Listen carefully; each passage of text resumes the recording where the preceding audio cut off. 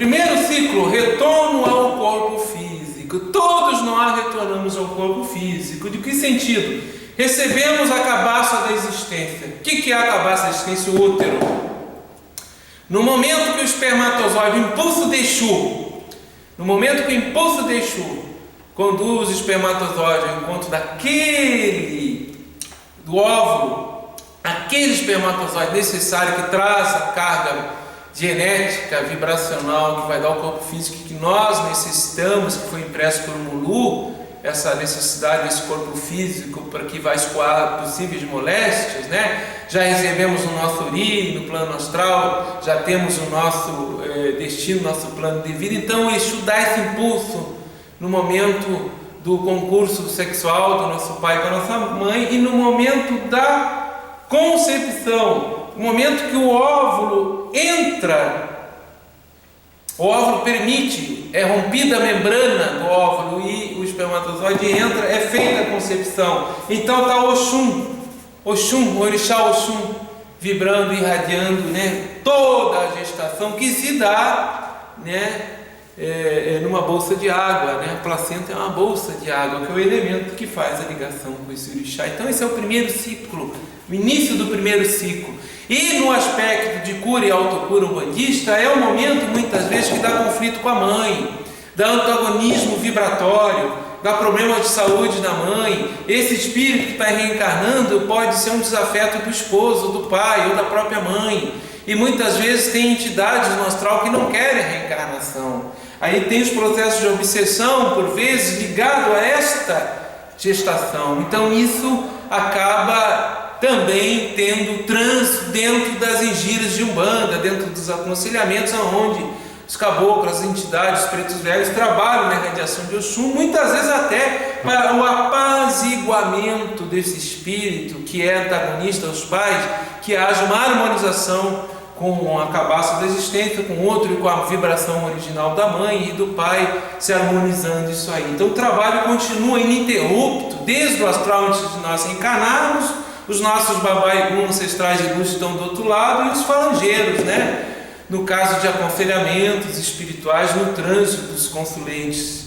Nos templos de Umbanda, todos esses ciclos são vivenciados. Mas vamos continuar. A gente estava Oxum, rompendo a gestação, né, o rompimento da placenta, nós temos o nascimento, que a Iemanjá assume. No momento que há o nosso alto da nossa cabeça, que se rompe a placenta, e temos o primeiro contato com o elemento eólico, Iemanjá assume à frente dessa irradiação, né? É a grande mãe, digamos assim, considerada a mãe de todos os oris, é Iemanjá, né? Oxalá é o pai dos corpos físicos. Oxalá formou, né, do barro primordial, digamos no sentido simbólico, os corpos físicos, na qualidade de Ajalá, o olheiro divino, e Iemanjá, a grande mãe. E por que Iemanjá ela pega do nascimento?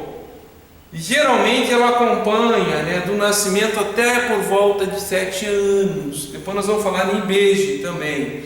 Mas Iemanjá vai até a regência de Iemanjá até os 7 anos nesse ciclo de vida. Por quê? Primeiro, o mar do inconsciente, né, o simbolismo. O espírito reencarnante está no mar do inconsciente. O bebezinho não se expressa conscientemente, ele não fala, ele não tem noção do corpo físico, né? Ao menos não deveria. Esses dias vemos um caso aí do menino de 2 meses já falando. Isso aí é uma coisa que não é natural, digamos assim. Mas então o espírito está reencarnado, ele está no mar do inconsciente. Ele não tem consciência do corpo físico e da atual encarnação. E esse ciclo de 7 anos é um ciclo que muitas vezes pode ter desistências reencarnatórias. O espírito ele pode estar ainda muito mobilizado, né, no seu impulso em relação à encarnação passada. Então pode dar algum problema de adaptação, alergias, né? Essa criança ela pode ter anemia, enfim, várias situações de saúde que podem acontecer. Nós chegamos ali até os 7 anos, mais ou menos, logo após Iemanjá, um segundo ciclo que é Ibeje. O que Ibeje simboliza? Né? O orixá que é o gêmeo. poderíamos dizer assim, que tem relação com o estado, com a criança, aquilo que Jesus disse: deixai vir as minhas criancinhas. Então o ibeje, ele simboliza a criança dupla em ação, os primeiros impulsos atávicos. O que eu quero dizer com isso? A criança dupla em ação. O acoplamento do perispírito, né, ao corpo físico que está em formação, ele vai até os 7 anos. 7 anos fecha a nossa moleira, a moleirinha está aberta até os 7 anos. Então, esse confronto entre o inconsciente e o consciente que está se formando, ele muitas vezes acontece durante os 7 anos do nascituro da criança, né, jovenzinho. Ele dorme e assume a personalidade de vida passada, em desdobramento, porque o inconsciente é mais forte, ou ele vê amiguinhos, né, ele enxerga, ou ele tem a clarividência aberta. Então, o ibeje assume no sentido de minimizar e equilibrar esses impulsos atávicos, né, que seria como se a criança tivesse um duplo em ação, o estado de vigília e quando ela dorme, né, ou por vezes até ela tem expressões de uma outra personalidade em tenra idade. Isso acontece muito com essas crianças até 7 anos, estados sonambúlicos durante o sono físico, né? Muitas vezes trazendo situações de medos ou de recalques que não foram vividos nesta encarnação, mas que se expressam na criança através de pânico, de trauma, enfim. Então é importante também o trabalho espiritual dos falangeiros, principalmente na linha das águas, né? Passe de preto velho ajuda bastante para essa criança aí se acoplando e tomando seu destino em mãos, né? Que isso, num sentido simbólico, que até 7 anos não fechou ainda o acoplamento do Ori no corpo físico, tanto é que a moleira está em aberto.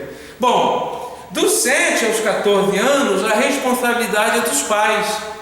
Dos 7 aos 14 anos, porque a educação dos pais tem que imprimir o caráter desta criança. Então nós temos um ciclo de 7 a 14 anos que se harmoniza. Todos os orixás estão ali vibrando, né? Iemanjá no lar, né? Todos os demais, né? No sentido que haja conciliação, haja entendimento, mas cabe aos pais que foram escolhidos antes desse espírito reencarnar imprimir, né, moldar o seu caráter, né, a essência do seu caráter, que vai ficar por o resto da vida. Então, os pais é como se fossem pequenos orixás, né? O pai e a mãe têm responsabilidade como tutores, né, do Ori, principalmente não só como mantenedor no sentido físico, mas como educador até aos 14 anos, imprimindo, né, a educação, o caráter, a base do caráter para esse espírito que vai acompanhar ele para o resto da vida.